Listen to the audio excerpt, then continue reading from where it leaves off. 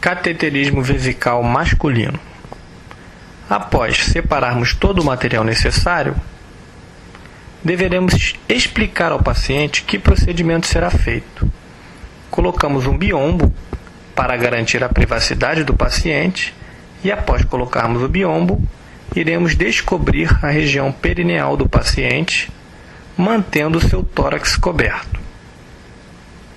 Deveremos possuir uma bandeja de cateterismo estéril. Esta bandeja será colocada entre as pernas do paciente e será aberta de forma cuidadosa pelo profissional de enfermagem.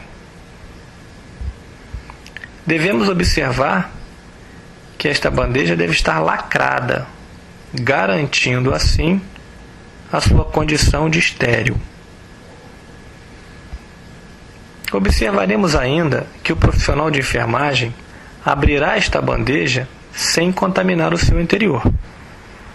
E no interior desta bandeja encontraremos uma cuba rim, que receberá a urina do paciente, e uma cuba menor redonda, que servirá para colocarmos a solução antisséptica.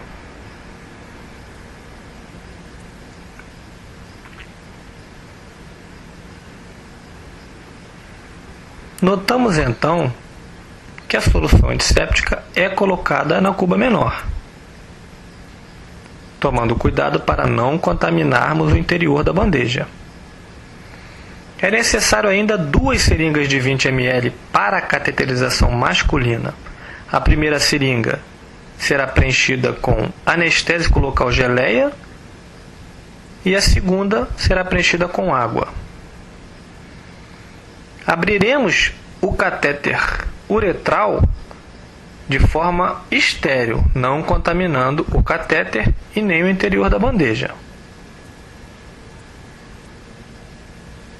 O coletor, que será conectado posteriormente ao catéter, pode ser aberto encostando no seu interior. Devemos fechar a sua saída inferior para evitar a perda de urina para o chão. Deveremos posicionar este coletor de forma que facilite depois a conexão com a sonda após colocada. Notamos que o coletor deve ser pendurado junto ao leito do paciente e a sua conexão ficar o mais próximo possível do local distal ao catéter uretral. Observamos que uma das seringas foi preenchida com água, para posteriormente inflarmos o balonete da sonda. E a segunda seringa de 20 deve ser preenchida com anestésico local tipo geleia, que servirá para lubrificarmos a uretra do paciente antes de introduzirmos a sonda através do meato uretral. Devemos encher a seringa com aproximadamente 8 a 10 ml do anestésico local geleia. E a água destilada para inflarmos o balonete deve ser de 5 a 10 ml. Tiramos a sonda do seu invólucro interno e aí já observamos que o profissional de enfermagem está paramentado, ou seja, calçado com luvas estéreis. A maneira correta de calçar luvas estéreis pode ser vista ainda neste CD, no procedimento calçar luvas estéreis.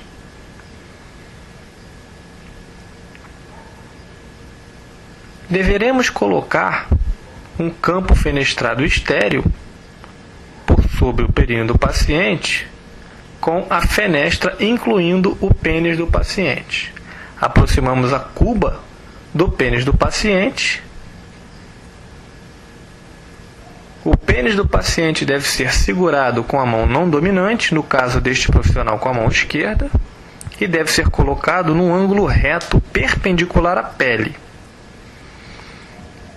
A antisepsia deve ser feita sempre do meato uretral para a periferia. Observamos então que o profissional começa no meato e se dirige sempre para a periferia, de maneira a circundar toda a glande do paciente. Observamos aí mais uma vez uma antisepsia cuidadosa, de forma a evitarmos uma posterior infecção urinária por falta de cuidados na antisepsia durante a cateterização.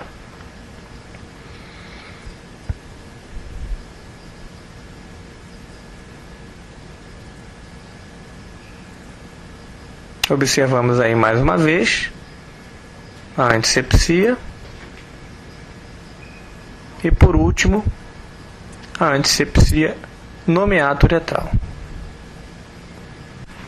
Após a antisepsia, deveremos lubrificar a uretra do paciente com anestésico local tipo geleia. Após a introdução do anestésico local, deveremos comprimir a glande por 2 a 3 segundos para evitar a saída do anestésico local. Após esse momento, iniciaremos a introdução do catéter através da uretra do paciente.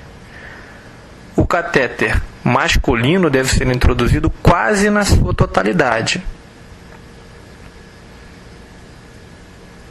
Após a introdução do catéter, deveremos inflar o balonete do catéter com a seringa contendo água destilada, num volume que pode variar de 5 a 10 ml.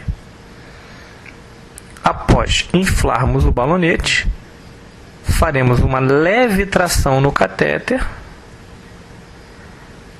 para confirmar que o balonete está cheio. Observaremos a saída de urina através do catéter, que é uma confirmação do correto posicionamento do catéter. Notamos que a cubarrim deve estar posicionada de forma a receber essa urina, evitando que a urina caia na cama do paciente. Retiramos o campo fenestrado e conectamos o catéter ao coletor, que estava posicionado próximo à região distal do catéter. Após conectarmos o catéter ao coletor, testamos novamente a sonda e iremos fixar o catéter à coxa do paciente. Retiramos a luva para podermos manipular mais facilmente o esparadrapo. Colamos um pedaço de esparadrapo junto à coxa do paciente e, em seguida, com outro pedaço de esparadrapo, fixaremos a sonda à coxa do paciente.